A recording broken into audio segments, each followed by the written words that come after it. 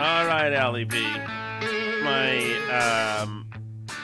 My phone is a little funny. Funny today, Alice. There's a bunch of input coming into my social media, and thus into my phone, and thus into my life. That is, there's a torrent of input, as a matter of fact, if you haven't noticed. And I got to tell you, there's some funny bastards out there. There are absolutely some funny bastards out there. Add Harrison to our to my bleep list, by the way. Why? Why right, did he with, do that? Jared Why Carabas. is everybody on your bleep list? I've never seen a person with so much beef with so many people. Did you see? Have you noticed I have beef with nobody? Because you're two-faced and you sell out and you have no core principles. Yeah, I'm trying to make the world too, a better place. Uh-huh. You're bringing it down. I went there on the Kirk Minihane show yesterday, Alice, and fought for our family. I fought for decency, a return to American family values and the American way of life. And now look at the piling on I'm getting because of it. Incredible. You see this? A hero. And I've been now accused by a big influential media person, Kirk Minihane, accused and now slandered through their graphic artists of being a cocaine addict. Do you know how disrespectful that is to suggest that somebody is or has been a cocaine user, Alice? That's incredibly disrespectful. Can you I can't imagine believe the low type of person who would do such a thing. That really is a way to defame a person, and it is both hurtful. Yeah, future employers could Google that and see that. It is very hurtful. Very inappropriate for them to do such a thing. I can't believe it. I will have the record show that I, unlike certain other people in this room, have not used cocaine. I have not used cocaine either. I have not been Alice, I've not used cocaine. I just haven't used cocaine. Alice, it's Alice. not. I didn't do the crime, so I'm not going to do the time. You can't say the same thing for you. But there you go. If you I can say the same thing. I'm very open on this podcast about a lot of stuff I have and have not done. Yeah, here we go. And cocaine is not one of those things. Damage control. Yeah. It's just not. It's just not. I've never done cocaine. It's fine. You've done more cocaine than I have, and there is a vile piece of graphic art out there supposedly depicting me with cocaine all over my face, which I'm not even sure about what the etiquette of cocaine is, but I'm sure that's not it. Doesn't seem like the recommended mode of ingesting it. I don't know how people do cocaine. But we're going to I wouldn't even know anything about how to take cocaine. I don't know if you smoke it or inject it or what you do with it because I don't know how to do cocaine. Because I've never tried and I wouldn't know that. One of the there's something about you, especially a few years ago, especially when I first knew you, when you were in your early 20s, with your Oops, I Did It Again red leather outfit, which was fantastic. Not what that looked like. Yes, it was. You've conflated a few things in your mind. There's but something that is unmistakably Wolf of Wall Street about a younger Alice. So that's all I'm saying. And you weren't into stocks. I'm just saying that's it. And I was trying to be. But so we're gonna get back. We'll get back to the Kirk Minihane show, but we do have an unannounced guest for tonight's show. We do. Yep, an unannounced guest, and we're gonna be. I might be doing something here that actually ends our marriage. We'll see if this is the thing. Okay. Can I ask you a question though before we go to our unannounced guest? Go ahead.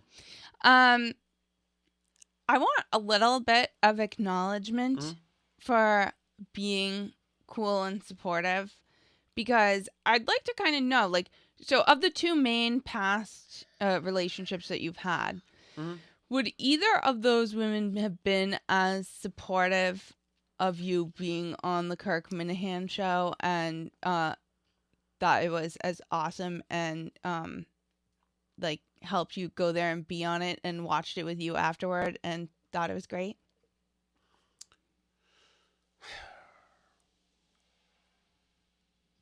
No. Well, certainly not the most recent one. There would have been 180 different explosions in no way. No way. No way. And then I can't even imagine I can't even imagine earlier. Well, actually, the most recent one could If she had seen the Kirk Minihane show, what would she Well, have she thought about it? actually knows of him, and she's in media, so she might like it for media. But they... no. Well, wait a second. What happened that was wrong there? Nothing. We did an But I'm interview. saying a lot of chicks wouldn't be as supportive of that. Why? But it's not like... he's not like, going to the Playboy Grotto. No, but the chicks you've dated specifically. Not for, like, cheating Right. reasons. So there were 3 biggies before you. Okay. Well, probably the Certainly, first one the first one, would have been pro. yes, absolutely. Yeah, Right. No doubt. The second one would have been appalled. Mm-hmm. And then the one before you, she was mostly emotionally dead by then, but maybe would have cared. It doesn't really matter. I mean, you're Anyway, the perfect my point girlfriend is that in life. I'm supportive of you. You're And supportive of me going on a show that's a pretty damn huge show? Wouldn't you be? I mean, I've been on a bunch of shows since we've been together. I mean, some TV shows, which I've been consistently bad at, and a bunch of radio shows. Like, why aren't I in the biz, kind of? Or trying to be? yeah. But I don't think all wives would be as supportive of like the of the vibes. I just do. The vibes? Mhm. Like, what about the vibes? Like the doing coke stuff and the Mhm. all the stuff like that. You're right about that. And There are like some getting wives- called fat and like just all the whole thing. Yeah, I know, but like who wouldn't be in on the how funny Right. it is? No, no doubt about that. Yeah, Because there's a lot of people who wouldn't find that particularly funny. But why? Because some people don't really I would have a never sense of have humor. married though. one of those people. Yeah, but you did date a few of them, I think. Well, any port in a storm, Alice. I mean, geez, I don't have my choice of, I needed a human being, for the time. I think you tried to marry at least one of those people. Thank God that crashed and burned. Holy God, that would have been my first divorce. Okay, I'm waiting. I'm see if my guest has come in here. Why is this going to be the end of our marriage? You'll Who is see. this guest? You'll see. You're familiar with the person. You've met this person before. Should be any time. And I'm breaking the fourth wall here. Breaking the fourth wall? The fourth wall, Alice. I'm allowing our actual family business to spill live onto the show. This could be anywhere from my brother about the iPad he got my son to the woman I'm having a torrid affair with. Really? Right here. We're doing it all in the air. Are you having a torrid affair? With, it's Kate Upton, as a matter of fact, Alice. I didn't want to tell you before, but she relentlessly... Pursued you? Correct. Wouldn't that be great, though? Even wouldn't that be great if just the pursuit... You're so embarrassing. Why do you Stop. say that? I'm not saying I did... Alice, just to know that she... Wouldn't that help my stock with you? Not if I slept with her, but if she was interested. I don't know. Yes, it would up my stock with you. Seems like the guest booking is going really well. My guest is late. Uh-huh. Here is my guest. Oh. This young lady's name... this is... Okay, Celia, I need you to come over here. This is going in a very different Now direction. Daddy's camera's not pointed towards him. Okay, can you make it towards us so it can show you too? But how's that? No, more towards Daddy. But okay, I need her to be on this. Okay, and now we're gonna It's take. not. No, you can see her stomach because the camera's pointed down Okay. too much now. Okay, that should We're gonna find a maybe will different camera solution, I think. work. Okay. So this is the part that's real. Okay. This is nothing. By the way, select all and delete the whole the vine of Kate Upton talk. This is nothing. There's nothing. Whatever. But this is the vine that's real. This is a real thing. Okay. So, as you know, Sally Shattuck is taking singing lessons. Yes. Okay. And you know, she had a lesson today. We're not going to say where, but she had a lesson today. Okay. Was there anything about the policy of entering and leaving the building that's notable to you? They make you wear masks when entering the Right. building. Now, Yes. how does Alice Shattuck feel about that? I don't like it, but like, is there a more convenient place to take music lessons by here? Don't give anybody up, Alice. We don't want to identify anybody. Okay. So, are you're for the place and you're for the singing lessons, correct? Yes. Right. You like it. So now Sally's going to break a piece of news with you, and we're going to want to know how you're going to what your response is going to be. Okay, Sally, tell mommy. I had to wear a mask throughout the entire lesson. Oh, I don't like that. Ladies and gentlemen, this has been Sally Shattuck. Sally, thank you very much. Appreciate it. You were wonderful as usual. That's not what it said the policy was in the Good night, email. and I love you. Mm-hmm. So there you go. So that's breaking the fourth wall, Alice. This piece of information, Sally and I have been working on this now for a few hours. Almost nailed it. Oh, good. So I want to organically. One, am I in trouble for springing this on you? No. Because it's not sensitive stuff, really. But two, so what does this mean to you? I don't know. Maybe I'll call them and ask them about it, or email them and ask them about it. Because there's not a pandemic anymore. I'm willing to humor you for walking in and out of a building, but not for a singing lesson. Oh, right. Oh, and Sally. That's what I'm saying. So, Sally, you still there? Yeah. What was the thing you were working on, the part of the subject today? Did you hear that? yeah, Annunciation. So part of the singing lesson today was on Annunciation. Well, right. So how can you work on Annunciation if your mouth is covered? Precisely. And when Sally told me this in the car, I said to her, there's a strong chance, Sally, that as soon as Mommy finds this out... The singing lessons will be over? Correct. And she said, yep. So, Annunciation.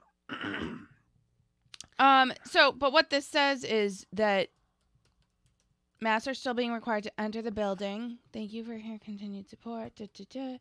And then it says, where did the part go? Where it said that they could be taken off during lessons.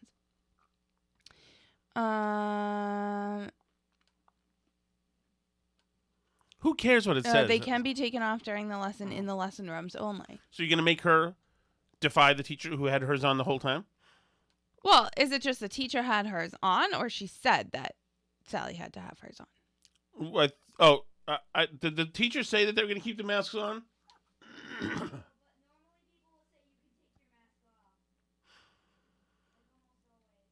Okay, but she didn't say but that she you had had the mask to keep on the it whole time. Okay. So just following the modeling of the teacher had it on the whole time. So when I was... This is why it sucks to live in a state with crazy people, right. unfortunately. So when I was getting ready to everything... When I was getting ready when I was there to pick Sally up, I had forgotten the mask that you gave me to walk in to pick her up with.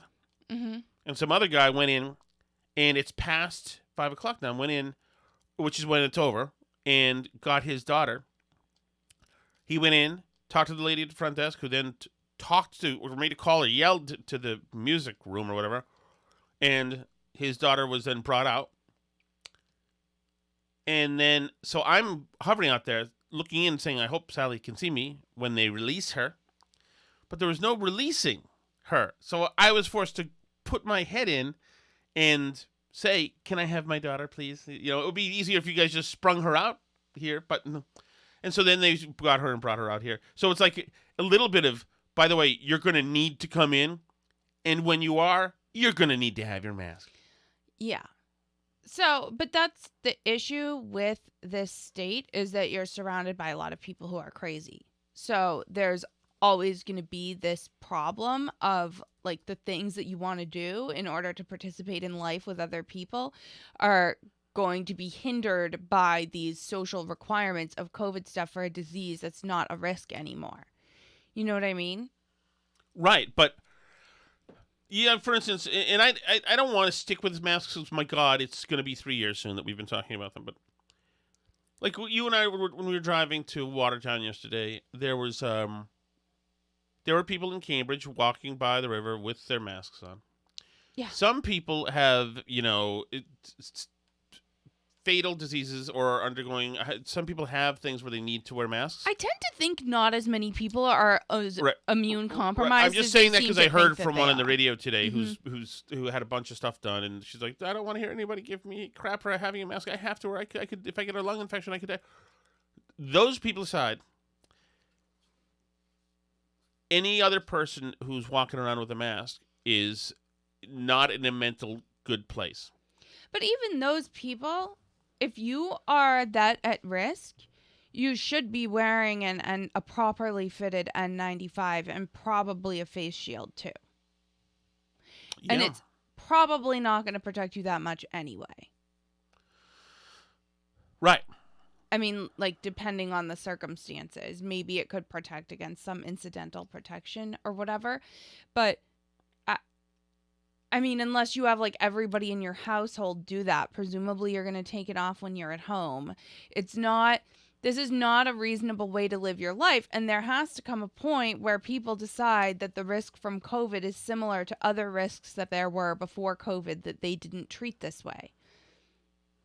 Because you didn't see a lot of immune compromised people walking around with surgical masks on pre-COVID. And there was flu and other stuff out there. That stuff existed. And so I don't know at what point we decide that the calculus here doesn't make sense anymore. Certainly, having a kid wear a surgical mask or a cloth mask isn't going to do anything for you to protect you from them. I also question whether all the people I've never seen so many seemingly able-bodied, totally fine-looking people who apparently are terribly, terribly terminally ill. I don't get it. I don't get it. There's like this whole culture now of like terminal illness that, this long-term disability that a bunch of people are into. That's a whole thing. The New York Times did a big article on, or I think it was the New York Times. I'll look it up, but it's this whole thing because they use the term Spoonies. Spoonies? Yeah. So it's like a metaphor about, it's called spoon theory. And people who are like into this call themselves Spoonies because it's a whole thing. Yeah, it totally wasn't the New York Times. I just imagined that. It was in the American Conservative, so a much more normal place for this to be. But anyway, it's a whole article about it because there's, a whole culture. And like I know people that I went to school with that aren't like particularly ill who've decided that they have like a long-term disability and are into spoonie culture, right? And it's like things like fibromyalgia and stuff like that where they decide that they're disabled and they're like, oh well, getting up is so much harder for me. It's like everybody starts the day with a limited supply of spoons, right? And like I have to like use a spoon to get up and I have to use a spoon to get dressed and I have to use a spoon because it's like more effort for me. So I have to use more of my spoons during the day. And so like I can't do as much. And that's like what people don't understand about disabilities, right? That's like the metaphor of it. But, so you'll see people like my age, young millennials, or I assume Gen Z, I don't know if they're into it too, but they'll say like, oh, I just don't have the spoons for this today or something. Oh, like, God, Jesus, yeah. Really? Yeah, so that's like a whole thing. But there is, and a lot of those people are like salivating at the idea of long COVID. They're like, it's going to be a mass disabling event. We're all going to have long COVID, all this stuff. I'm not doubting that there can be long-term impacts. If you have very serious COVID, you can have organ damage and stuff. It's a serious illness. But there aren't a bunch of people who get extremely mild or undetectable COVID who have like serious long-term disabling symptoms from COVID-19. That is not a thing that I believe in. And they've done a bunch of studies of this stuff. And not only is it like predominantly women who get long COVID, but like a bunch of them have never had a positive lab result for COVID or COVID antibodies. So, like, I don't know exactly what we're doing here, but there's, like I say, I do think there can be long-term impacts from COVID, but I don't believe in long COVID at all, the way that it's being presented by certain people on the left, in particular the like disability activist community is very into this in a way that I find like almost distasteful. Like it's like they want it to be a mass disabling event. There's a bunch of people, like for example, who think that we need like long-term disability should like cover long COVID, like, and things like that. If you just decide that like you're too out of breath 3 years later from your long COVID to work anymore, that you should be supported by the state, like things like that. So I don't know what the answer to that is. So let me ask you then, Ping Pong. Mm-hmm. What do you say about this? Is the pandemic over? The pandemic is over. We still have a problem with COVID. We're still doing a lot of work on it. But the pandemic is over. If you notice, no one's wearing masks. Everybody seems to be in pretty good shape. And so I think it's changing, and I think this is a perfect example. Somebody tell the music school. Somebody tell the music school. Somebody tell Head Start, which the Fed just told that the little kids have to wear masks.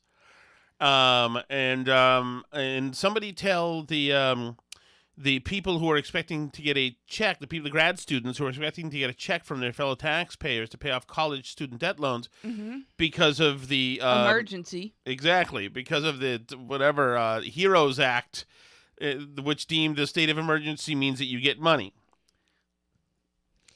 It's such a stretch. I mean, like everything about this has been a stretch aside from some of the initial things that we did to react to the pandemic. But like the idea that there's people walking around Boston and Cambridge away from all other people outside in the sunshine wearing a mask is astonishing to me. And the idea that there's still people that think everyone needs to wear masks at indoor events is also astonishing to me. But there have been a bunch of people who just like aren't the same from the pandemic, right? Yeah.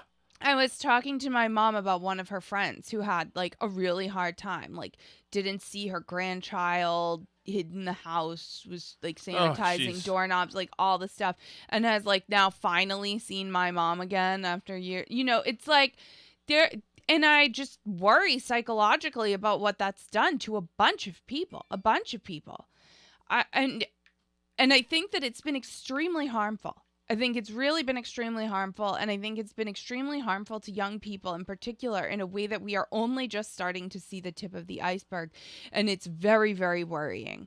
I just heard this week about another young person who I'm like 2 degrees of separation from who took their own life last week. And, damn. And I like, it's so destructive and horrific. And there seems to be so much of it going around that it's hard not to blame the pandemic in some way. Just like the lack of human connection people have and the lack of meaning and all of this stuff. Like you just wonder how it's been on the rise so much nationally. It really is a crisis. The young people's mental health crisis is it's devastating, and it tears up families and people's lives, and it self-perpetuates. One of the few things that we know is a really good indicator for suicide is knowing somebody else who commits suicide. It's very like quote contagious in that way, even though it's not, but it's very common that you'll have like someone from a school commit suicide and then someone else will, because there's like a copycat aspect to it. And it's so I don't understand that. I don't understand. Like most teenagers are afraid to shoplift a Payday bar, if Payday bars exist, or Three Musketeers from 7-Eleven. But they're not afraid to jump out of a building? How the freak does that work? I'm not trying to demean somebody. I can't get my mind around how somebody's because in their mind, I think that the Payday bar has, and I can't speak to everybody, obviously. I have no idea. But I think that for some people that struggle with that, like the shoplifting of the Payday bar has a consequence the next day that you have to face. And they believe that suicide doesn't. they believe that suicide is an end to having to face the next day. Wow. And I don't think that that's true, to be clear. I think that it's a horrific act with repercussions that just ripple out beyond the person themselves in a way that is so destructive and tragic. I don't know how else to put it, but too many people that I know or that people I know are losing their lives to this really just atomization of our culture and society, and I don't know what it is exactly. I mean, like, if I had an answer, I would tell you, but I think that people are lonely in our society in a way that they haven't been historically, and I think that the pandemic really contributed to the acceleration of that. Okay, let's move to the story you wanted to read. Sure. Which is a little, I think it's probably a little happier than where we're I going don't know on. about that. And then we will at some point talk about some of the. I did want to briefly say on a happier note that speaking of like things not having meaning and not having importance or anything like deeper or beyond yourself, which is the way I think some people feel, that I was actually kind of surprised that I was really moved by a lot of the Queen funeral stuff. I know that like I didn't expect to be talking about the Queen's funeral today either. Yeah. Even though the BBC claims that 60% of the world's population watched the funeral, which I find utterly unbelievable. But I did find it kind of touching, like, for one thing, like, all these British people, like, waiting in line for, like, 30 hours, and, like, David Beckham coming to wait in line, and Sandra Oh, who's Canadian, coming to be in the Canadian delegation. Like, all these people... How do I know? Oh, she's an actress. Yeah, from, like, Grey's Anatomy and stuff. Yeah. So... all these people coming together to celebrate this life of somebody that they didn't know personally, but has meaning to them, of like the thread connecting them to history and to their culture and their country. And you know, in the cases of like Canada and Australia, not even their country necessarily, but their historical country, right? Because they don't necessarily like live under the rule of the British monarch in anything but name, but there is something there. It is meaningful in some way, and it's something real. It truly is. And then because I'm a nerd, I follow Edward Habsburg on Twitter of the Habsburgs. Oh, of the Habsburgs.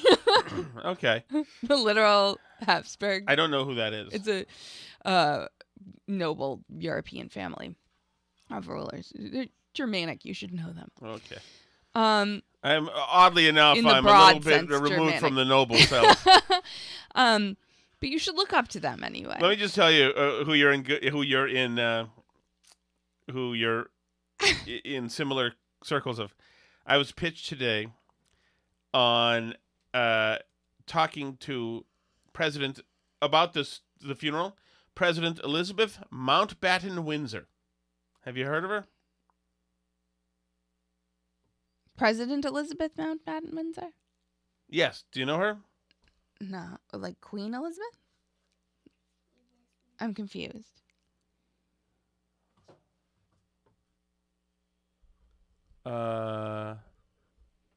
President of what? Okay, let me read the pitch. Okay. In a brilliant piece on the legacy of Queen Elizabeth, the Marquis Robert Lord Salisbury wrote about the role of the Crown as a head of state. Of particular interest in his column were the comparisons made between the Crown and elected heads of state, namely presidents. That raised an intriguing question. Suppose Queen Elizabeth had been a president and not a monarch. Okay. Consider this thought experiment. Britain does not have an elected president. Comparisons require a suspension of belief. So assume Elizabeth was born into the U.S. to a future president, and like her father, chose politics as her calling. President George Windsor VI would die in office. His vice president would take his place, not his daughter. Elizabeth, it's silly. Oh, man, did I just waste a minute and 10 seconds. Okay. Sorry, I apologize. I yield the floor. So to go back to Edward Habsburg, He wrote on Twitter, at the reading of titles and achievements of the Queen, while her coffin disappears, I had to think of the knocking ritual of the Habsburgs and the Cappuccini crypt, where the door only opens Maybe my minute and a half wasn't that bad. after the master of ceremonies, after all the emperor's titles, announces that a poor sinner awaits. And then somebody else tweeted, the removal of the state regalia from the coffin before it was committed to the tomb is very powerful. We all go before God as equals. We bring nothing into this world. We surely can take nothing out. And then they actually say echoes of the great Habsburg ritual when they knock on the door of the crypt. And when asked who enters, they say a poor sinner after all the titles and everything. So, oh, that's interesting. So the idea being that, like, this person is, like, in the sense of history, a great person, right? They lived a great life, a famous life, an important life, a life that impacted history and clearly impacted millions of people. Like, look at the bajillions of people lining up in London to go see the coffin, right? And all this, like, ceremony and titles and all this stuff, like, it's still, at the end, death washes it all away. And, like, you go into the death as you came into the world, you know. That's kind of cool, you. Alice, I will say. So kind of like powerful and deep, and just, I don't know, I didn't expect to kind of be struck by the pomp and ceremony of everything, but it is like, when I'm thinking about what our life in modern times in the United States kind of lacks for meaning and a sense of, like, connection to other people and to your past and to your future, I see things like that, and it makes me think that maybe there's a piece of that that's missing, like a sense of shared cultural importance and shared importance of people, and a sense of, you know, the having a monarch and who's sort of the greatest among equals of all your people and represents you as a people is sort of fascinating. But don't we have that, but in a way that's not celebrated with the population's attention on icons? But instead, aren't those? Isn't the iconic power kind of melted down and distributed to neighborhoods, etc., in the country? I mean, aren't American customs and celebrations, the 4th of July celebration, etc., don't we have that? Isn't that what it is? We did. I mean, well, but hold on. don't you think... Let's talk about before the world went okay. crazy. Isn't our celebration that there's not a monarch? And I'm not. The people are sovereign in the United States. Exactly. Is the ideal. Exactly. Right? So yeah, the populace itself, you know, exercising freedoms with chaos, you know, somewhat by design, not all, but still. But I do wonder sometimes if saying we've melted down the power of having a crown and a monarch, and we've melted it down into 330 million separate individual parts, and we each get our own little piece of it. Is it not just a way of saying, actually, I'm king? I'm king of my own life and my own world and my own meaning. And it's just me. I'm number one. Well, yes. So doesn't that, in a way, erase the way that having a monarch creates a connection to the rest of, quote, your people? And I mean that not in, like, a genetic sense, but in a nationalism sense. I don't know. I think that we're a community of kings. And, you know, we're given free sway, and, you know, to borrow from the founders, you know, we're given a charter to pursue happiness. You know, and, you know, not smile happiness, but adventures and, you know, attain fortunes and whatever we want. I mean, I think that's... But do you think it's ultimately, like, resulted in happiness? Well, there's the trade-off, I guess. I mean, if you've got a king and you don't really have religion... Well, is that the bargain with the devil? Is you're free to pursue happiness, but you can never have it? Whereas maybe the hobbits in England are happier with their king or their queen. Well, maybe I certainly think it allows you, if you have a king and a queen, to find exactly where you fit in the scheme of things. And you're never floating in space because always is the person anointed by God who's in the castle. And Right. then, of course, other people appointed by God in the communities and whatever. And so it's probably comforting to know, oh, I see. I belong I'm a part of belong this in triangle room that mediocre goes up. D4. That's fine. That's, Well, but do you think there are people in society today who could benefit from feeling like they have a place in the world and Well, I think- meaning and a purpose to get up every day, even if they're not the president of the United States? Or even Right, if they or- didn't go to the best college, Well- or even if they whatever. Yeah, well, fill in yes, the but blank. is that not... Doesn't this democracy provide an on-ramp to opportunities, endless opportunities? I mean, we used to just tell the stories a lot more. The people Maybe from the it did at countries one without time. all the opportunities looked over here and said, holy crap, in that place, if you bust your ass for 80 hours a week, like we already are for nothing, you can do anything over there. And so they came over and opportunity. I think unfortunately right now there is a system in place, we can call it a monarchy, but it's not. But the bureaucracy is in place Mhm. that encourages people to walk into that bureaucratic community and get on the assembly line and live a perfectly mediocre life, with government assistance, government guidance, government phone, government this, government that. Well, and, like you say, we do have a ruling class, and it's our bureaucratic elite coastal class, right? Like, the only difference is they don't have any sense of noblesse oblige or obligation. This is an original idea. I stole this from Ross. How do you pronounce his last name at the New York Times? Duthat? Do that. Who wrote about like why we miss wasps is because like the wasps, according to him, had like a sense still that like, that your successes in life weren't necessarily like deserved by you, but were bestowed upon you by God or Providence or whatever, good fortune in life, and that you had an obligation to the world around you to, continue to prop it up. And I think that really was the era in the American past that we think of as having, sort of this shared cultural history and shared belief and, and sort of this mythology of America, right? We have like the founding fathers in the West, and we have the Constitution and the 4th of July, and we have all these different, sort of parts of the American story that we celebrate in a shared cultural way. And I do think that part of the mission of America was to sort of build a replacement for this idea of the monarch to like tie the people together and have, a people with a story, right?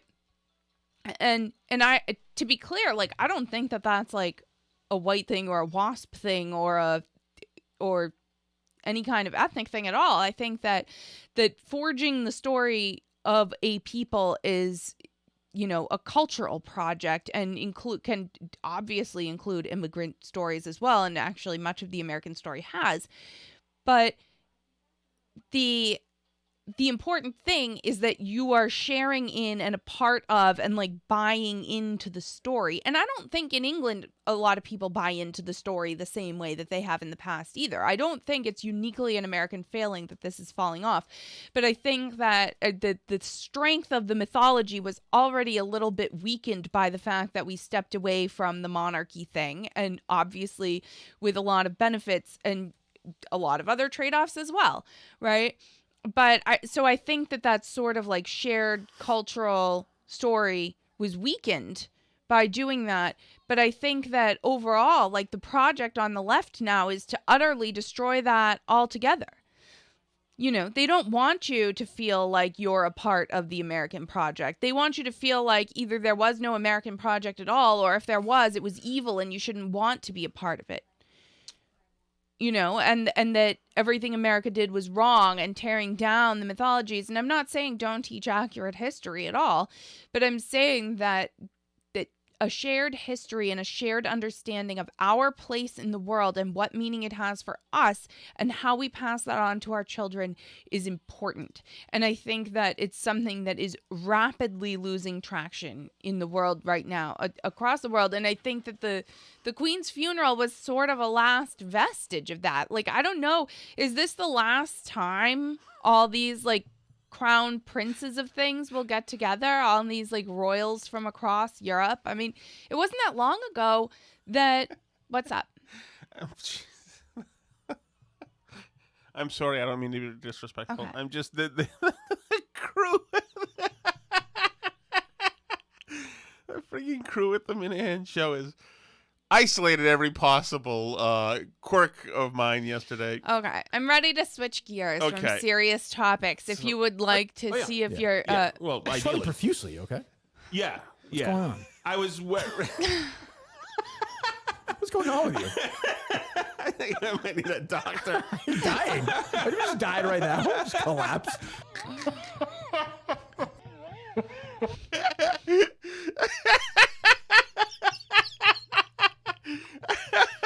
Are you okay? Have you seen that? This just.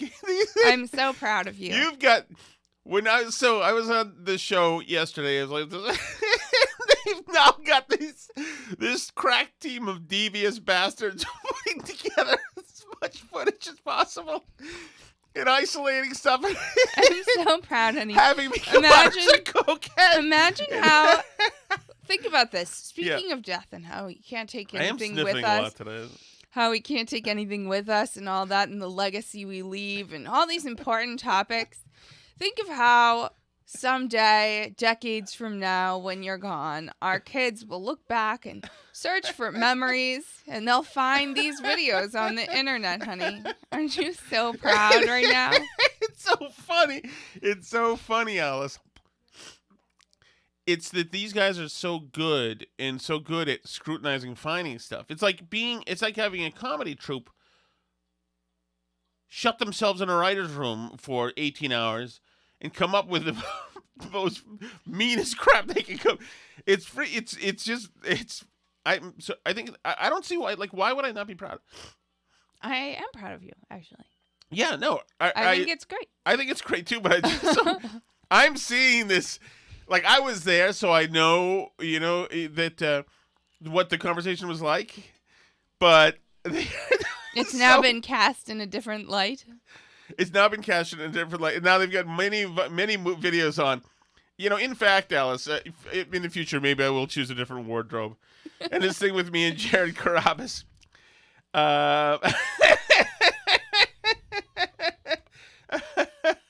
I'm just going to play a couple of clips that they have. Michael Harrison, by the way. We talked to Ordway. Do you know Jacqueline Cashman? Jen Royal. Right. Michael Graham. He actually made a pass at Michael Harrison's wife. Jeff Katz was there. Hillary Shobo, Adriana Cohen. Cashman, I talked about Cashman Construction, his daughter. You know Meredith Gorman. Michael Harrison, by the way.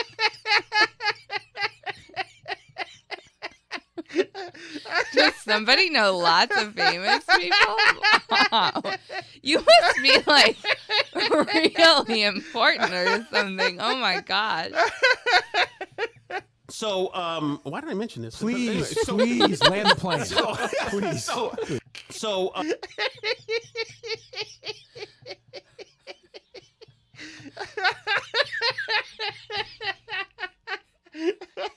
I'm glad you find this funny. Are you going to be okay? Don't have a stroke right now.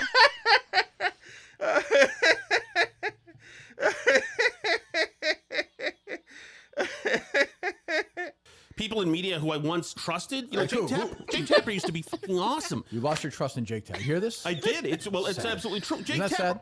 Kirk, he was awesome. You trusted Jake Tapper. I trusted Jake Tapper because I saw him working at the in the White House press room when he was going after Obama for things like Benghazi. Well, Trump had people snap. People broke. Trump broke people. Well, that's fucking fine. But Jake Tapper is supposed to be working in the midst of the pitch battle. He should not be broken so easy. What the hell are you so upset And now about? I'm upset because you guys, like, people in media who I once trusted. You know, Jake Tapper used to be fucking awesome. You lost your trust in Jake Tapper. I don't know. Okay, all right. Well, the problem is that I don't think people like to watch a fat guy laugh for too long. I think it makes them, angry, and I don't blame him. Okay, so should we go to the chat? We can't. We don't have time to read that thing. That's fine. Yeah, we can do. I'm not saying that at all. So by the way, listen. I'm sure most of you are familiar with the Kirk Minihane show. I don't know how to describe the show other than it's definitely my favorite podcast. You know, it's very separate from what else I listen to. You know, I love Jerry's podcast, and I love commentary, and I love National Review, and I love Jonah, and I love Shapiro. I love lots of the political podcasts. This is where I go to get away from that stuff, and just this. It's if you don't know anything about Kirk Minihane and his show, then it cannot be described. You just have to go. I would start at the beginning because there's a whole universe of stuff. But yeah, you've told me I should go back and listen from the main. I mean, I would in no circumstances call myself a Minifan because I just haven't earned the title because I haven't listened to enough of the Kirk Minihane show. I think it's very funny what I've heard you have on and stuff. But I probably listened to a dozen episodes. Oh, it's definitely more. It's more guy humor as well. Yeah, Kirk but you've been like when you catch me laughing at it, you'll be like, you have to go back and listen from the beginning. Like I'm gonna out of my extremely limited time in life, I'm gonna go binge Kirk Minihane on 2 times speed. And Kirk is a brilliant guy, and he's got a very good sense of humor, and he's a very hard worker, and so the product is always very good. He surrounds himself generally, me being the one exception, with people who aren't as bright as him, and so that's where a lot of the comedy comes in, or people who are just a little crazy. Once again, not me. Kirk and I think he probably sees this as equals, and I think. But just think, Alice, how does it feel knowing that an outfit that's though not as staffed up as the NSA has been listening to this show with just as much care? And probably reporting things to Colleen and all the rest, I'm sure. All right, let's go to the chat. I did tell people if they wanted to, but it was during the show. They wanted to talk about the Kirk thing. We could talk about that on the chat too. But I don't think those are in yet. Maybe they'll come in and maybe they're not. But it was a lot of fun. Thank you to KMS, the whole crew. It was wonderful. Thank you, Kirk. I it gave was him lovely. a nice You gift. made my husband very happy. I gave him a nice. It made you happy too. You were laughing your ass off in the I ride. had a very good time. It was very entertaining. Thank I you. enjoyed it. You can have him back anytime. Oh, you see that? Oh, by the way, they mentioned having you on. Your thoughts? If they Well, really I haven't meant really been asked. I don't know if they meant that. I don't know if they really meant it I don't either. know if they did either. Although, I don't think so. I have not been asked. I don't know. You'd be the only person like you who's been in studio if they I asked you don't in know studio. what Kirk Minihane and I would talk about. I find him very funny. I just don't know how much overlap there is between things that we talk about. I don't. But Yeah, who knows? Well, you both read books. You both waste your time with books. So books is there dumb. you go. Tom Shattuck T-shirt is available. All right, let's go to the chat. Okay, Tom. Yes. First, we have the incident at Splash Mountain. Now we have you banging out of the show because of a tummy ache. It was not. Wait, first of all, the incident at Splash Mountain, that was serious. That's not. I still have it messed up, but that is not. That ride should be shut down. It was a great ride. It wasn't a tummy ache. It was a severe disease I had. The rest of the family had a light version of it. I was in rough shape. Mm-hmm. Alice would be expected to be there. She was given childbirth. Anyway, Alice, great job on your own. You might want to think about dumping that wuss entirely and just going off on your own. Most of these people. Awaken 180, Awaken 190, Awaken 200, whatever it may be. But run from him, Alice, run. Great show, guys. Thank you. Generally, I agree with that. I've always told Alice that she should probably escape, and she refuses to escape. So there you go. Hey, Tom, it's Mike from Newton. Hey, boy. I have to whisper a little because my wife's sleeping next to me. Anyway, I'm just checking out the podcast, and I saw a picture of Alice with that Cubs shirt on, and she's looking pretty hot. Mm-hmm. And I hope this isn't offensive at all in any way, because I don't mean it to be, but I know you're a movie guy, and there's a certain movie with Demi Moore. Oh, God, she's almost awake. With Demi Moore and Paul Newman. I'll DM you. Thanks. Demi Moore and Paul Newman. Are you sure it's not Demi Moore and who's the handsome guy who's in the Natural? Alice, you don't know The Natural. Robert Redford. Indecent Proposal? Yeah, Demi Moore, Paul Newman. What were they in? That's Robert Redford. I don't know. Oh, Paul Newman is in it? That's when I Google it, I get that, but it is Robert Redford. Yeah, I don't really know. I assume you mean Robert Redford. I assume that's what you mean. But yeah, I think I understand you. But I'll take the DM, and I do thank you. Yes, absolutely. I don't know what that What's is. up, Tom? Hey. What's up, man? First the cat here. Hey. Whee! Keep up the good work. Later. Nice to hear from Fritz, isn't it? I like that. I like Fritz. We got to join him again soon. Replica Shattuck posting in. Welcome back, Tom. Hey, thanks. Great couple shows. Thank you. We're all kind of glad you survived. Thank you. But I wanted to get some clarification on the rules of the podcast. Right. And things we can and can't say. Yeah. I accidentally said the F word, which was censored. Bill Maher said jerking off, which was censored. Right. Something else was censored, too. I don't quite remember. But you can call Alice fuckface and bitch. And Wait. I guess you missed a fuckface, honey. I mean, it's your show. You do what you want. But I just want to get some clarification. That's all. Hope to hear from you soon. It's called Tom is the censor and misses things. That's what it's called. I didn't bleep that out? I guess you missed a fuckface somewhere in the line. Every time you say it, I have to go to work.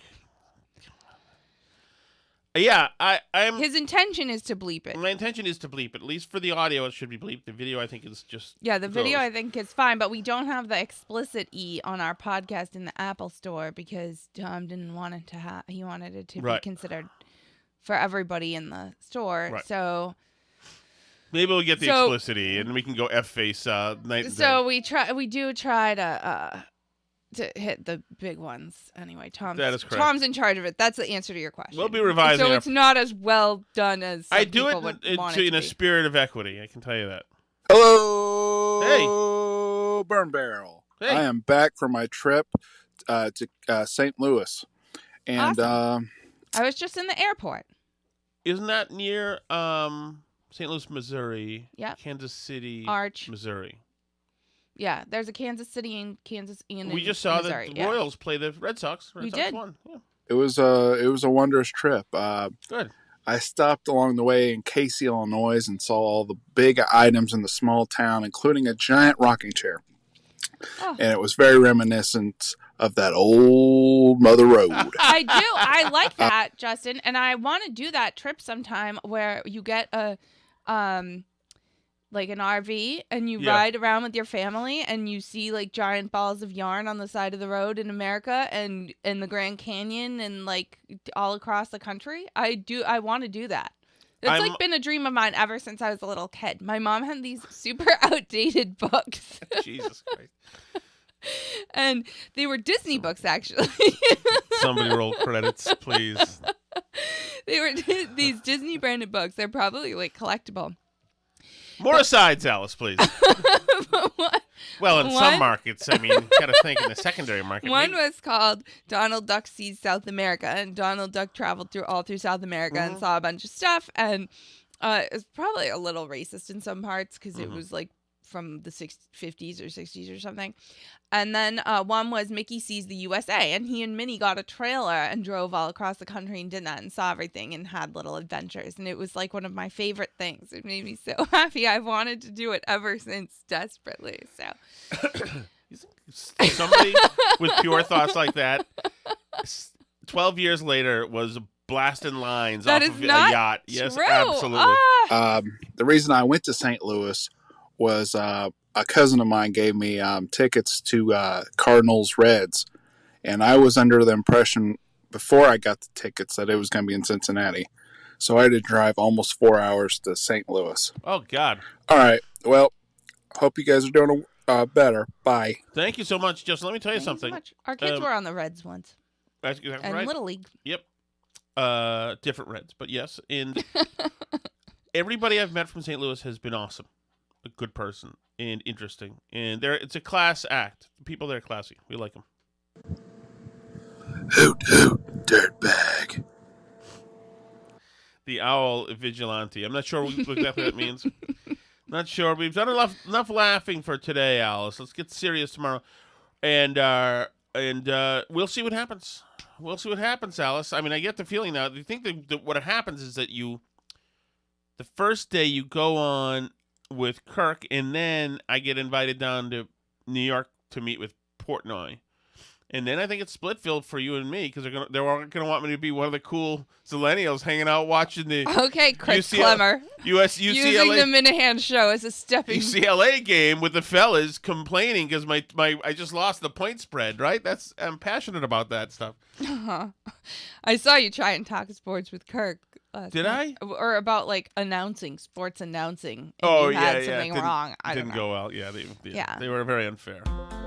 Anyway, thank you so much for listening, especially Minifans. We obviously welcome you to the Burn Barrel podcast. You may hate it. I don't know. Can't control that. Our possible new sponsor and friends from Haverhill, LB Haverhill. Yes. Mm-hmm. We're entering negotiations for a sponsor in Haverhill that we met over Twitter, which I think sounds great. I think we should meet for coffee. And anyway, so we are talking about that with them on Twitter. Lots of people are talking to Tom on Twitter. You can also do that. He is at Tom Shattuck. Don't talk to me on Twitter, but I'm at Alice Shattuck, or you can, I guess. And we are at Burn Barrel Pod. C'est la vie.